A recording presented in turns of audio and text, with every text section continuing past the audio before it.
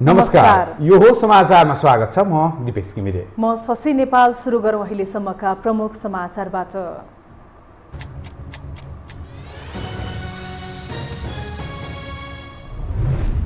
नेपाली कांग्रेस महाधिवेशन समेत गर्न नसक्ने गरी बुढो भएको ओलीको टिप्पणी। प्रचण्डले देश बर्बाद पारेको दाबी। सभामुख सापकोटा संसदीय प्रणालीकै कलङ्क भएको आरोप। नेपालमा वैदेशिक लगानी भित्राउन गैर आवश्यक नेपाली संघलाई प्रधानमन्त्री देउवाको आग्रह। आजै बेलायती सांसदहरूलाई भेटेर स्कटल्यान्ड प्रस्तावन गर्ने तयारी। अदालतको समस्याबारे गठबन्धनले छिट्टै धारणा सार्वजनिक गर्ने प्रचण्डको भनाई। अर्ली इलेक्सनको कुनै सम्भावना नरहेको जिकिर।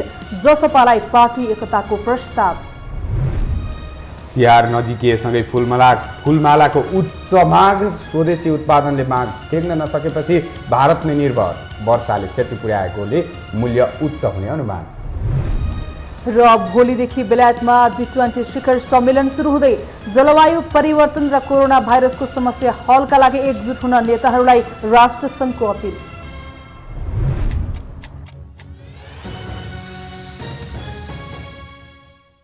अब समाचार विस्तारमा।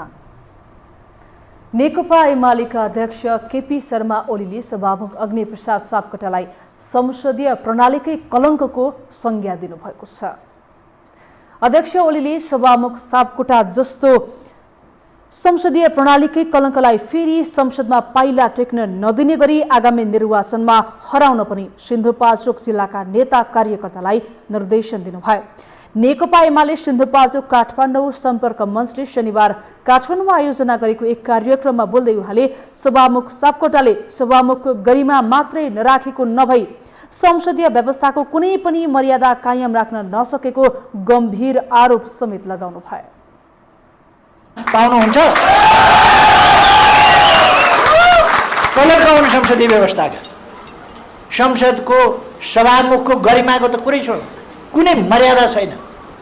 नेकपा एमालेका विरुद्धमा षड्यन्त्रमा सामेल भएर पदीय भूमिका, पदीय गरिमा त्यो सबै कुरालाई बिर्सिएर तिलाञ्जली दिएर सरकार हुँदा संवैधानिक परिषदका बैठकमा उपस्थित भएर निर्णय गर्न योगदान गर्नुपर्ने त्यस्तो व्यक्ति अनुपस्थित हुने,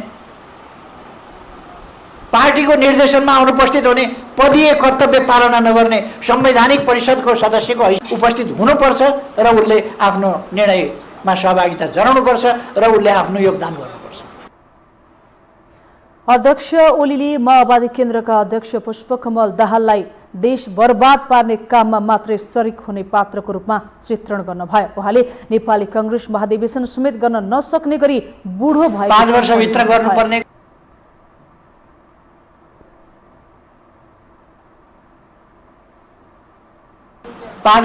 गर्नुपर्ने गर्न नसक्ने, त्यसपछि 6 महिनामा गर्नुपर्ने गर्न नसक्ने, निर्वाचन आयोगले दिएको 6 महिनाभित्र अहिले पनि 13वटा जिल्लामा बल्ल जिल्ला अधिवेशन भएको छ, के भएको छ, प्रतिनिधि छनौट भएको होला, बाँकी नै छ। अहिले 9, 10, 11 कहिले गर्ने भनेको त्यो पनि नसक्ने भनिसके। यो कुनै हिसाबले काङ्ग्रेसले रीति पुर्याउने कुरा हो। महाधिवेशन आयोजना गर्ने क्षमता नै कांग्रेससँग समाप्त भइसक्यो। महाधिवेशनै आयोजना गर्न नसक्ने हालतमा, अशक्त हालतमा कांग्रेस बुढो भयो। अध्यक्ष ओलीले आफ्नो पार्टी एकताबद्ध रहेको दावी समेत गर्नुभयो।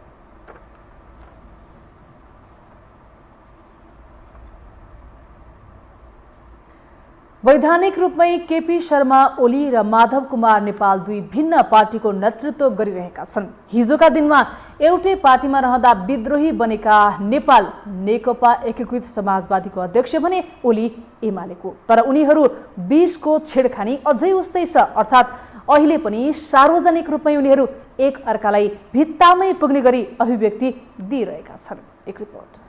शेर एउटै जंगलमा रहँदैनन् धेरै बेर भने जस्तै एमाले अध्यक्ष केपी शर्मा ओली र माधव कुमार नेपालको टक्करकै कारण एमाले पार्टी फुटेको 2 महिना पुगिसकेको छ। नेपालकै शब्दमा भन्नुपर्दा बालुवा निचरेर तेल नआउने देखेपछि उनले विद्रोह गर्दै अर्को बाटो रोजेका हुन्।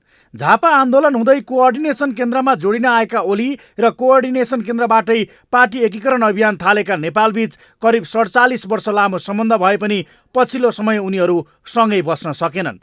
मदन भण्डारीको मृत्युपछि कुनै बेला यी दुई नेता देशव्यापी कार्यक्रममा जाँदा एउटै जहाज र एउटै गाडीमा हिँड्दैनथे। उनीहरूमा पार्टीप्रतिको लगाव र माया भने यति धेरै थियो, कहिलेकाहीँ मनमुटाव भइहाले पनि चाँडै मिलिहाल्थे। तर पछिल्लो समय देखिएको खटपटले उनीहरूलाई फरक बाटो रोज्न बाध्य बनायो।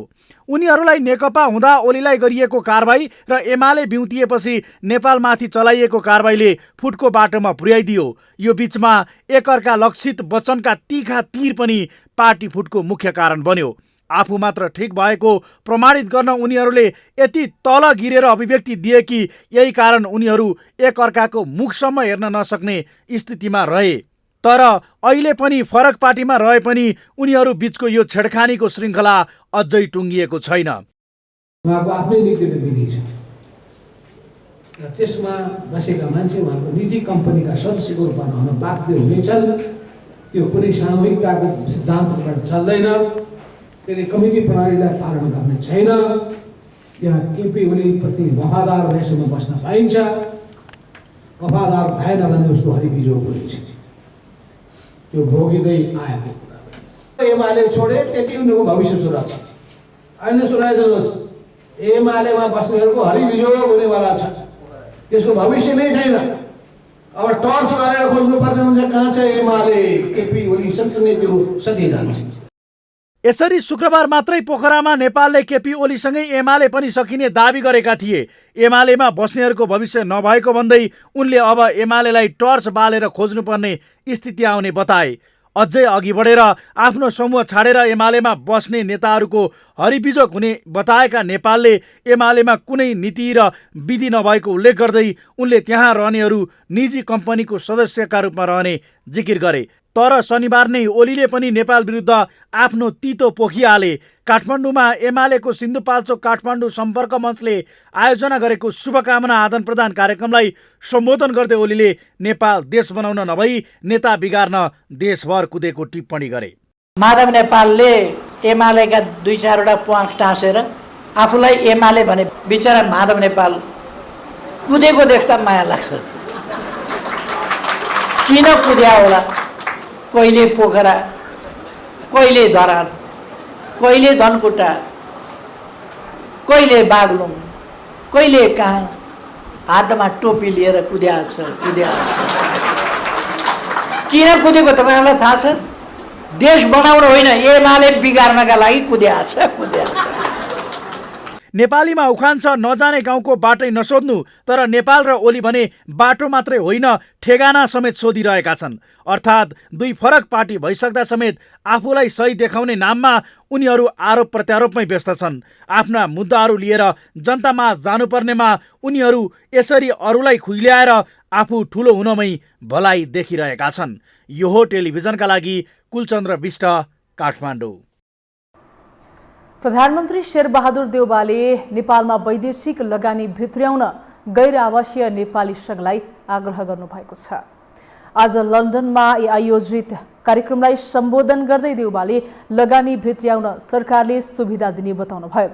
नेपालमा खोप भित्र्याउन एनआरएनएले खेलेको भूमिकाको प्रशंसा गर्दै प्रधानमन्त्री देउवाले नेपाल चाँडै कोभिड-19 मुक्त मुलुक हुने बताउनुभयो। बेलायती सांसदहरूलाई भेटेर देउबा बेलायती समयअनुसार आजै बेलुका स्कटल्यान्डको ग्लासगो सहरतर्फ प्रस्थान गर्ने हुनुभएको छ।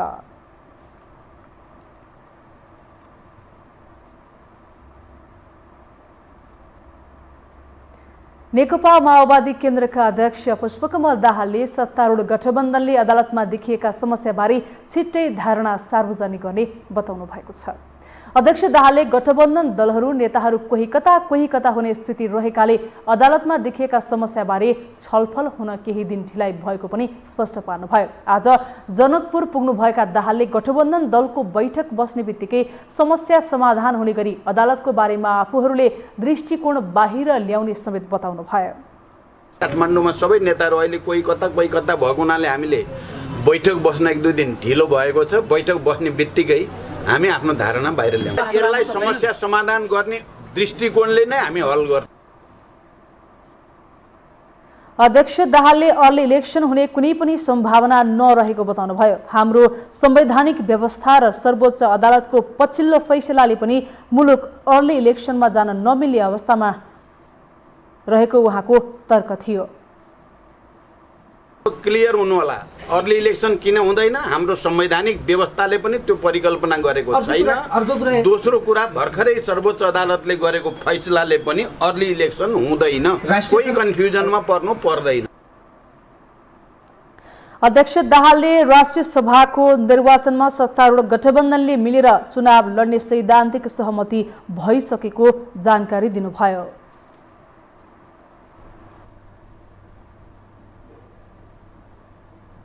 अब बाँकी समाचार।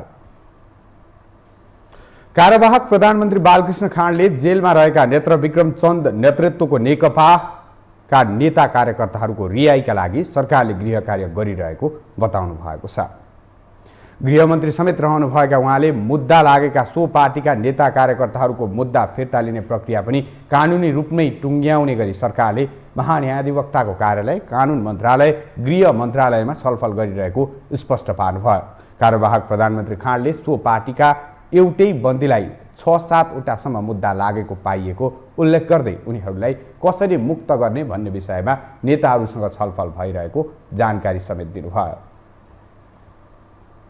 मुद्दा लागेहरूलाई चाहिँ कानुनी प्रक्रियाबाटै चाहिँ त्यो मुद्दा टुङ्गियोस्, फिर्ता लिन सकियोस् या टुङ्गियोस् र बन्दीहरू पनि प्रक्रियाहरू पनि मुक्त हुनु भन्ने नै हाम्रो चाहना छ। त्यसको लागि अहिले गृह कार्य लाग्छ र एटर्नी जेनरल कार्यालय, कानुन मन्त्रालय र गृह मन्त्रालयमा उहाँहरू कतिजना बन्दी हुनुहुन्छ र उहाँहरूको कानुनी चाहिँ अवस्था कस्तो छ र उहाँहरूलाई पनि हामीले भनेका छौँ कानुनी अवस्था कस्तो छ, कतिजना हुनुहुन्छ, कहाँ कहाँ हुनुहुन्छ, त्यसको बारेमा अब स्पेसिफिक रूपमा छलफल गरौँ र बन्दीभन्दा पनि मुद्दा चाहिँ धेरै छ कि।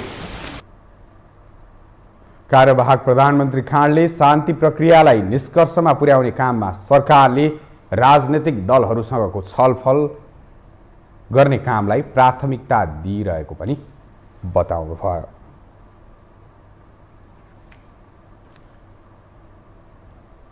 कार्यवाहक प्रधानमन्त्री बालकृष्ण खाँडले आज पशुपतिनाथको पूजा आजा गर्नुभएको छ। गृहमन्त्री समेत रहनुभएका खाँड सपरिवार पशुपतिनाथ मन्दिरमा पूजा आजाका लागि पुग्नु भएको थियो। प्रधानमन्त्री शेरबहादुर देउवा एक साताका लागि बेलायत भ्रमण गएपछि खाँडले कार्यवाहक प्रधानमन्त्रीको जिम्मेवारी सम्हाल्नु भएको छ।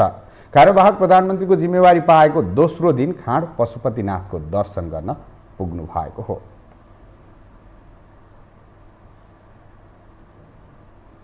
यसैबीच राष्ट्रपति विद्यादेवी भण्डारीले आज मुक्तिनाथ मन्दिरमा पूजा आजा गर्नुभएको छ। राष्ट्रपति कार्यालयका अनुसार मुक्तिनाथको दर्शनका लागि राष्ट्रपति भण्डारी काठमाडौँबाट नेपाली सेनाको हेलिकप्टर मार्फत पुग्नु भएको थियो। त्यस्तै आज उहाँले ढोरपाटन शिकार आरक्ष्य क्षेत्रको अवलोकन समेत गर्नुभएको छ। त्यसो त शिकार पर्यटकका लागि विश्वकै विख्यात ढोरपाटनमा अहिले शिकारको याम चलिरहेको छ। शौखिन र खर्चिला विदेशी शिकारीको रोजाइमा ढोरपाटन पर्ने गरेको छ। राष्ट्रपतिको भ्रमणले ढोरपाटन क्षेत्रको विकास र प्रवर्धनमा महत्त्वपूर्ण टेवा पुग्ने विश्वास लिएको छ।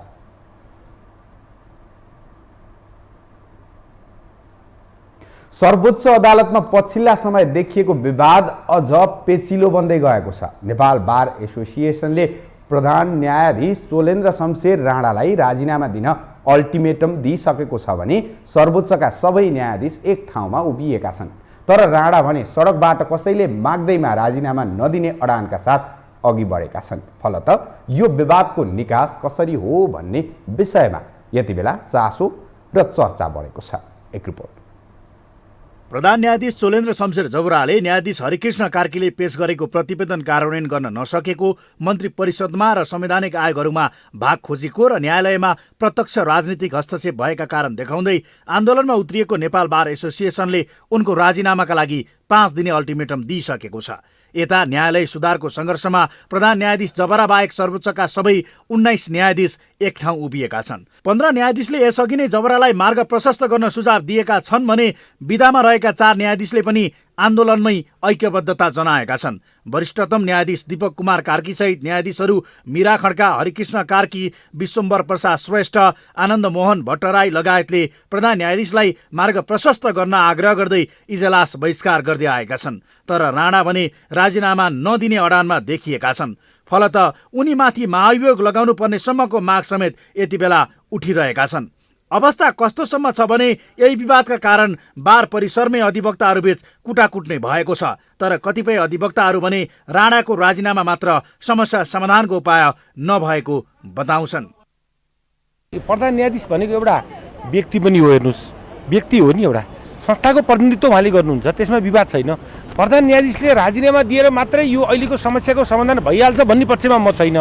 किनभने उहाँले राजीनामा दिनुहुन्छ एकछिनलाई मान्नुहोस्, अर्को व्यक्ति प्रधान न्यायाधीश हुनुहुन्छ भनेपछि यो समस्या राजीनामा दिनुले मात्रै यो समस्याको निमित्तान समाधान गर्दैन है। यो समस्यालाई समाधान गर्न जानु पर्यो। पहिला घाउ लाग्यो, तपाईँको हातमा घाउ लाग्यो भने हात काटेर समाधान भएन नि, घाउमा मलमपट्टी गर्नु पर्यो। भनेपछि अहिले बाहिर लिएको यसो मतलब मैले न्यायालयले ठिक छ भन्न खोजेको होइन।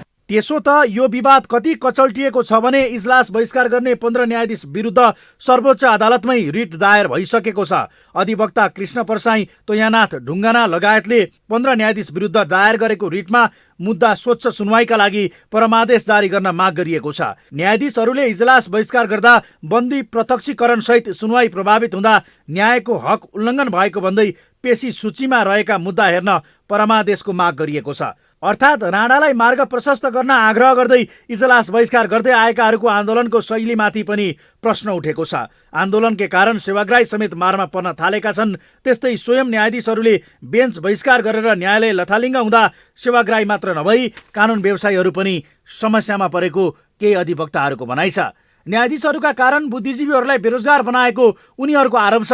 तर राजीनामाको पक्षमा रहेकाहरू भने न्यायालयको साख र प्रधान न्यायाधीशको नैतिकतामाथि नै प्रश्न उठेपछि उनले नै यसको निकास दिनुपर्ने बताउँछन्।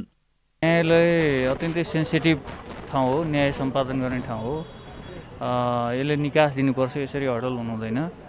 अब यो कुरोलाई यसमा आक्षेप आएपछि यसमा इथिकको पनि प्रश्नहरू उठ्छन्। सायद प्रधान न्यायाधीशले यो कुरो सोचिरहनु भयो होला, उहाँले रिजाइनेसन गरेर अब निकास दिनु होला भन्ने आश लाग्छ। प्रधान न्यायाधीशको अडान र उनी विरुद्धको चर्को दबावका कारण स्वयं राणाकै निर्णयले आगामी यात्राको निर्धारण गर्ने देखिएको छ। अब उनीमाथि महाभियोगको बाटो भए पनि गणितीय रूपमा त्यो सम्भव देखिएको छैन। त्यस्तै राणालाई संवैधानिक परिषदको बैठकबाट हटाउने अर्को बाटो रहे पनि संविधानको यो प्रावधान प्रधान न्यायाधीश शारीरिक वा मानसिक रूपमा गम्भीर बिरामी भएको अवस्थाका लागि राखिएका कारण जबराको हकमा अहिले त्यो अवस्था पनि छैन।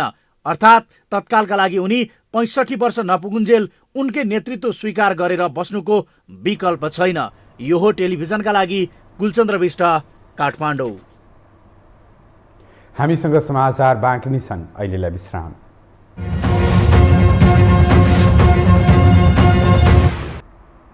विश्रामपछि स्वागत छ। अब बाँकी समाचार। नेपाली कांग्रेसका नेता प्रकाश मानसिंहले चाडपर्वका बेला जनता मारमा पार्ने गरी मूल्य वृद्धि गरेको भन्दै सरकारको चर्को आलोचना गर्नुभएको छ। पूर्व उपप्रधानमन्त्री समेत रहनुभएका नेता सिंहले जनतालाई राहत दिने बेलामा ग्यास, पेट्रोल, डिजेल सहितका दैनिक उपभोग्य वस्तुहरूको मूल्य वृद्धि गरेको भन्दै तत्काल मूल्य वृद्धि नियन्त्रण गर्न पनि सरकारको गम्भीर ध्यान आकर्षण गराउनु भयो। उहाँले निर्वाचनमा जाने बेलामा मूल्य वृद्धि गराएर आफ्नै पार्टी नेतृत्वको सरकारले जनतालाई जवाफ दिन सक्ने अवस्था समेत नबनाएको भन्दै असन्तुष्टि समेत व्यक्त गर्नुभयो। जनताले र परिस्थितिले चाहिँ जुन सरकार अहिले चाहिँ कांग्रेसको नेतृत्वमा भएको छ, यो सरकारले गरेको हरेक कामको चाहिँ के हो भने आउने चुनावमा त हामीले चाहिँ जवाफ दिनुपर्ने हुन्छ नि त। के यो चाहिँ राम्रो भयो त? जनतालाई चाहिँ के हो भन्दाखेरि राहत दिने ठाउँमा यो चाहिँ के हो, जनतालाई चाहिँ एकदम मुस्किल हुने कामहरू गर्नु भएन नि। यो सरकारले चाहिँ के हो भन्दाखेरि यो चाहिँ ओइल निगमदेखि लिएर सबै ठाउँमा यो चाहिँ बजारमा यो मार्केटलाई चाहिँ कन्ट्रोल गर्नको लागि जुन मन्त्रालय छ, मेकानिजम छ, यी सबै कुराहरूलाई त लागू गर्नु पर्यो नि त। आफूले गर्नुपर्ने काममा चाहिँ वास्ता नगर्ने अनि त्यसको समाधान के हो जनतालाई मार पार्ने गरिकन चाहिँ जुन यो चाहिँ मूल्य अभिवृद्धि गरेको छ यो चाहिँ बिल्कुल एउटा चाहिँ डेमोक्रेटिक पार्टीको लिडरसिपमा चाहिँ भएको सरकारले चाहिँ गर्न नहुने काम गरेको छ। यसमा चाहिँ सरकारले चाहिँ आफ्नो ध्यान चाहिँ त्यसमा चाहिँ दिनु चाहिँ जरुरत छ भन्ने मलाई चाहिँ लागेको छ। नेता सिंहले सरकारले मुलुकलाई भ्रष्टाचार मुक्त बनाउने जनतालाई राहत दिने काममा विशेष ध्यान दिन जरुरी रहेको पनि बताउनुभयो।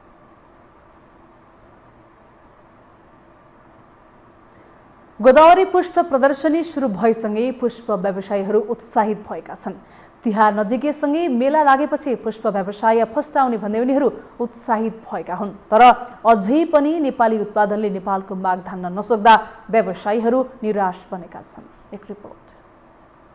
नेपाली समाजमा फूल भन्ने बित्तिकै धर्म संस्कृतिसँग प्रत्यक्ष रूपमा जोडिएर आउने गरेको छ। फूलको प्रयोग विभिन्न चाडपर्व, धार्मिक कार्यक्रम, विवाह, व्रतबन्धमा प्रयोग हुँदै आएकोमा पछिल्लो समयमा भने फूललाई खुशी आदान प्रदान गर्ने माध्यम र समृद्धिको प्रतीकको रूपमा पनि लिन थालिएको छ। तिहारको आगमनसँगै बजारमा फूल व्यापार गर्नेको संख्या बढ्दै गएको छ। तर पनि नेपाली उत्पादनले धान्न अझै सकिरहेको छैन। अहिले नेपालमा फूल उत्पादनको वृद्धिसँगै उपभोक्ताको पनि माग बढेको छ। फूल व्यवसाय सुरु गर्न बढी लगानी पनि नलाग्ने तथा बजार पनि निकै राम्रो भएको हुनाले यस व्यवसायप्रति युवाहरूको आकर्षण बढेको छ। गत वर्षको तिहारको 5 दिनमा 13 करोड रुपियाँ बराबरको फूलको कारोबार भएको थियो। तर यस वर्षको तिहारमा 10 करोड रुपियाँ बराबरको फूलको कारोबार हुने अनुमान छ। यो वर्ष तिहारका लागि 18.5 लाख मालाको माग रहेको छ, जसमा करिब 3 लाख मखमली र गोदावरी रहेको छ भने अन्य बाँकी सबै सयपत्रीको माग रहेको छ। 2.5 लाख माला बाहिरबाट आयात हुने अनुमान गरिएको फ्लोरिकल्चर एसोसिएसन नेपालका अध्यक्ष मिनबहादुर तामाङ बताउँछन्। टोटल मालाको डिमान्ड भनेको व्यावसायिक कारोबार हुने मालाको डिमान्ड भनेको 18.5 लाख जति हामीले अनुमान गरेका छौँ। त्यो मध्येमा 3 लाख माला चाहिँ गोदावरी र मखमली फुलको माला कारोबार हुन्छ। त्यो चाहिँ हाम्रो आफ्नै आन्तरिक उत्पादन हो। यहीँको काठमाडौँ, ललितपुर, भक्तपुर, काभ्रे, सिन्धुपाल्चोक लगायतका जिल्ला, यहाँ वरिपरि धादिङ, नुवाकोटतिर पनि छ। यहाँको उत्पादन हो र सयपत्रीको हकमा चाहिँ 15.5 लाख जति माला खपत हुन्छ भन्ने हाम्रो अनुमान छ। 15.5 लाख माला मध्येमा हाम्रो 13 लाख चाहिँ हाम्रो आन्तरिक उत्पादनले धान्छ र 2,50,000 जति माला चाहिँ हामीले यो वर्ष आयात गर्नुपर्ने देखिएको छ। तिहारको लागि मात्र नेपालको फूल उत्पादनले नपुग्ने भएकोले विदेशबाट ल्याउनु परेको व्यवसायीहरू बताउँछन्। पुष्प व्यवसायले सरकारले भारतबाट जथाभावी फूल आयात गरेर बिक्री गर्नेहरूको निगरानी गरी निरुत्साहित गरे नेपाली फूलले बजार पाउने व्यवसायीहरूको भनाइ छ। त्यो एउटा व्यक्तिको एउटा संरचना बनाउनु 8-10 लाख रुपियाँ लाग्छ। त्यसको लागि नेपाल सरकारले सहुलियत के गर्ने हो हैन? त्यसको मलहरू, बिजनहरू समयमा कहिलेकाहीँ प्रकृति हो, कहिलेकाहीँ डुब्छ, कहिलेकाहीँ पानी धेरै आउँछ, कहिलेकाहीँ पहिरो जान्छ, कहिलेकाहीँ रोगहरू आउँछ। त्यो कारणले गर्दाखेरि चाहिँ त्यसलाई चाहिँ नियन्त्रण गर्ने उपायहरू चाहिँ नेपाल सरकारले बनाइदियो भने प्रशस्त मात्रामा उत्पादन गर्न सकिन्छ। प्रशस्त मात्रामा हामीले चाहिँ हाम्रो यहीँलाई चाहिँ बाहिरबाट ल्याउनु पर्ने कुनै बिरुवा पनि ल्याउनु पर्ने स्थिति पर्दैन थियो। किनभने हाम्रो तरा हिमाल, पहाड, तरा सबै कुरो मिलेको ठाउँ छ। कस्तो ठाउँमा कस्तो खालको बिरुवा उत्पादन गर्दाखेरि हुन्छ त्यो हामीसँग क्षमता छ। हामीले त्यो प्रयोग राम्रोसँग हाम्रो आफ्नो क्षमतै प्रयोग गर्न सकेका छैन। खासै त्यति छैन राम्रो, किनकि कोभिडको कारणले अहिले हल्का थोरै हुँदैछ। पहिलाको जस्तो चाहिँ भएको छैन। धेरै गरेको छ भने चाहिँ सक्छ, अब त्यस्तो गरेको छैन भने चाहिँ बाहिरबाटै ल्याउनु पर्छ। यो वर्ष लामो समयको निषेधाज्ञा र पानी परेको कारण नयाँ बिरुवा उत्पादनमा कमी आएको छ। त्यसैले गर्दा पनि तिहारमा फूलको मागलाई नेपाली उत्पादनले धान्न सक्ने अवस्था छैन। यो हो टेलिभिजनका लागि क्यामेरामा सिरज श्रेष्ठका साथमा लीलामाया ठटाल, काठमाडौँ। अब बाँकी समाचार। अफगानिस्तानमा बाँकी रहेका 32 जना नेपाली नागरिकलाई पनि उद्धार गरी स्वदेश फिर्ता ल्याइएको छ। आज बिहान अफगानिस्तानमा बाँकी रहेका 32 जना नेपाली नागरिकहरूलाई पनि उद्धार गरी स्वदेश फिर्ता ल्याइएको परराष्ट्र मन्त्रालयका सहसचिव हरिश चन्द्र घिमिरेले जानकारी गराउनु भएको हो। यो सँगै अफगानिस्तानमा अब उद्धारका लागि कुनै पनि नेपाली नागरिकहरू नरहेको परराष्ट्र मन्त्रालयको दाबी छ। नेपालीहरू चाहिँ आउनु भएको छ। यसपछि नेपालीहरूको सङ्ख्या चाहिँ उद्धारको लागि टिपाएको सङ्ख्या अफगानिस्तानमा छैन। केही नेपालीहरू अहिले पनि UN सिस्टममा चाहिँ कार्यरत रहनु भएको छ। उहाँहरू सुरक्षित हिसाबले सुरक्षित रूपमा चाहिँ कार्यरत रहनु भएको छ। आजपछि अब अफगानिस्तानमा उद्धारको पर्खाइमा रहेको नेपालीहरूको सङ्ख्या चाहिँ समाप्त भएको छ। अहिले भर्खरै मैले 29 जना नेपालीहरू जो नेपाल एयरलाइन्सको दुबईको फ्लाइटबाट आउनुभएको थियो उहाँहरूलाई चाहिँ अहिले स्वागत गरेँ र बिहान आएको दुबईको फ्लाइटबाट 3 जना नेपालीहरू आउनु भएको थियो उहाँहरूलाई पनि मैले भेटेर उहाँहरूलाई चाहिँ स्वागत गरेँ।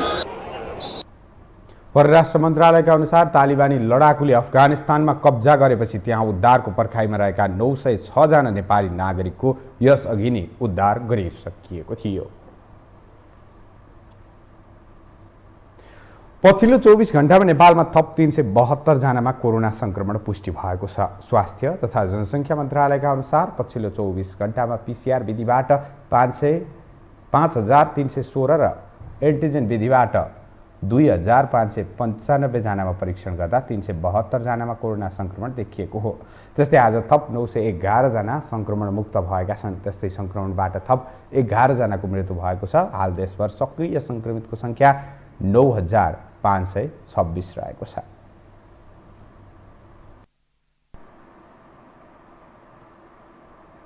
अब पालो आर्थिक समाचारको।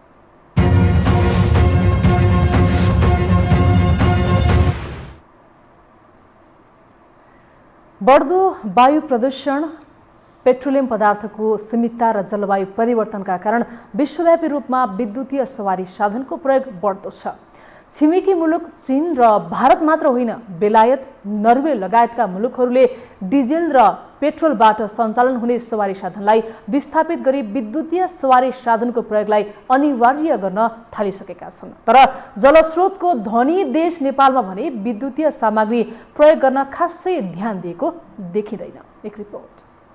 उत्पादित विद्युत खपत नहुँदा दैनिक रूपमा 400 देखि 500 मेगावाटसम्म विद्युत खेर गइरहेको छ।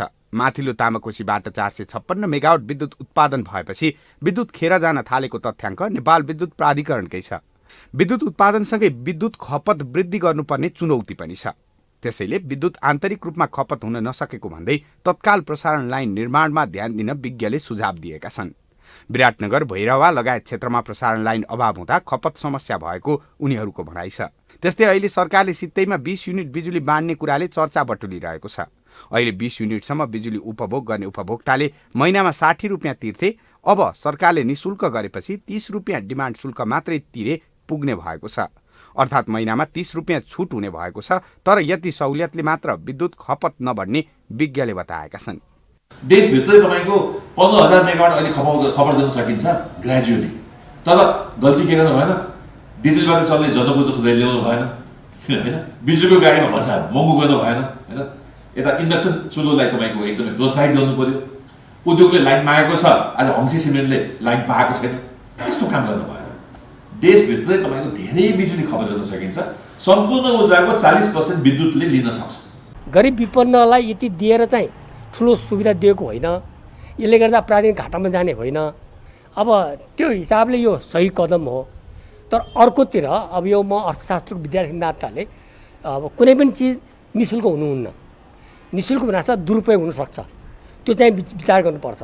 यता सरकारले पनि विद्युत खपत बढाउन विद्युतीय सवारी साधन प्रयोग गर्न आह्वान गर्दै आएको छ। ऊर्जा मन्त्री पम्फा भुसाल विद्युतीय सवारी साधन सबैभन्दा सस्तो हुने र त्यसका लागि आवश्यक विद्युत मुलुकभित्रै पर्याप्त मात्रामा रहेकाले सबैले विद्युतीय सवारी साधन प्रयोग गर्नुपर्ने बताउँछिन्।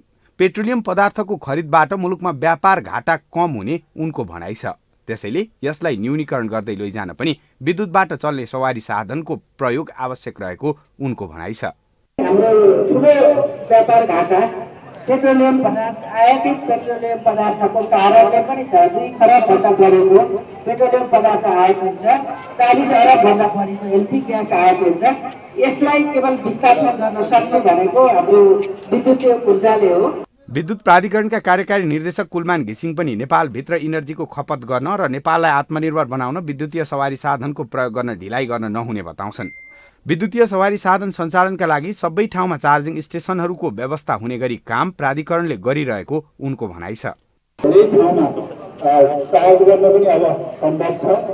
इलेक्ट्रिकल गाडी अहिले कार र स्कुटर मात्रै होइन, बस र अब ट्याक्सी सबैमा इलेक्ट्रिकल गाडी नै प्रयोग गर्नुपर्छ, मास ट्रान्जिटमा पनि इलेक्ट्रिकल गाडी नै प्रयोग गर्नुपर्छ। यसले नेपालभित्रको हाम्रो इनर्जी खपत हुन्छ र हामी आत्मनिर्भर जान्छौँ।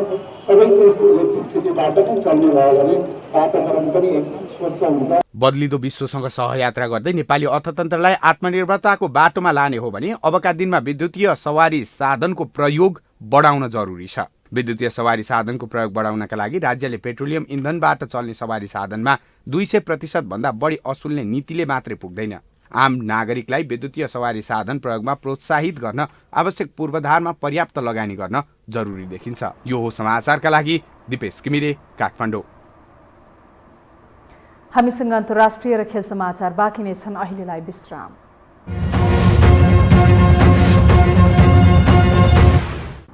विश्रामपछि स्वागत छ। अब पालो अन्तर्राष्ट्रिय समाचारको।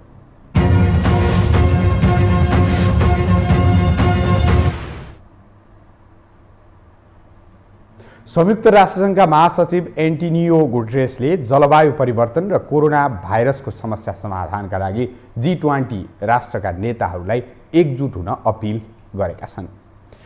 इटालीको रोममा G20 सम्मेलन सुरु हुनु अघि उनले G20 राष्ट्रका नेताहरूलाई जलवायु परिवर्तनको खतरनाक समस्या हल गर्न र कोरोनाको खोप वितरणको असमानता हटाउन आह्वान गरेका हुन्। भोलिदेखि सुरु हुने सम्मेलनले विश्व जलवायु सम्मेलनबारे धारणा तय गर्ने अपेक्षा गरिएको छ। अब पालो खेल समाचारको।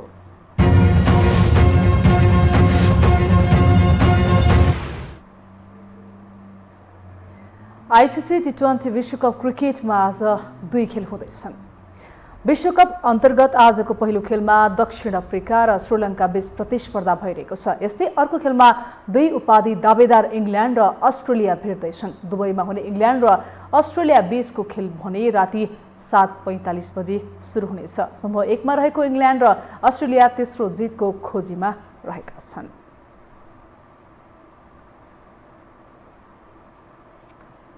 अब मौसम सम्बन्धी जानकारी।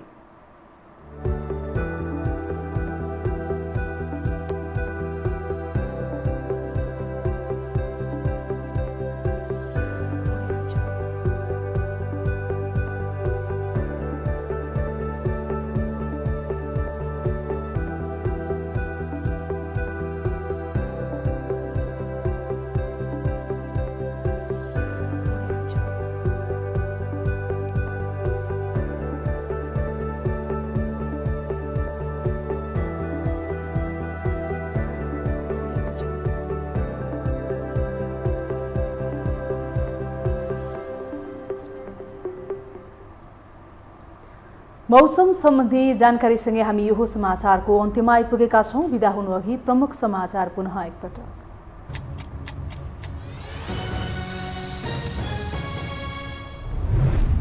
नेपाली कांग्रेस महाधिवेशन समेत गर्न नसक्ने गरी बुढो भएको ओलीको टिप्पणी। प्रचण्डले देश बर्बाद पारेको दाबी। सभामुख सापकोटा संसदीय प्रणालीकै कलङ्क भएको आरोप। नेपालमा वैदेशिक लगानी भित्राउन गइरहेको नेपाली सङ्घलाई प्रधानमन्त्री देउवाको आग्रह। आजै बेलायती सांसदहरूलाई भेटेर स्कटल्यान्ड प्रस्थान गर्ने तयारी। अदालतको समस्याबारे गठबन्धनले छिट्टै धारणा सार्वजनिक गर्ने प्रचण्डको भनाई। अर्ली इलेक्सनको कुनै सम्भावना नरहेको जिकिर। जसपालाई पार्टी एकताको प्रस्ताव। तिहार नजिकिएसँगै फुलमालाको माग उच्च। स्वदेशी उत्पादनले माग थेग्न नसकेपछि भारतमै निर्भर। वर्षाले क्षति पुर्याएकाले मूल्य उच्च हुने अनुमान। र भोलिदेखि बेलायतमा G20 शिखर सम्मेलन सुरु हुँदै जलवायु परिवर्तन र कोरोना भाइरसको समस्या हलका लागि एकजुट हुन नेताहरूलाई राष्ट्रसङ्घको अपिल।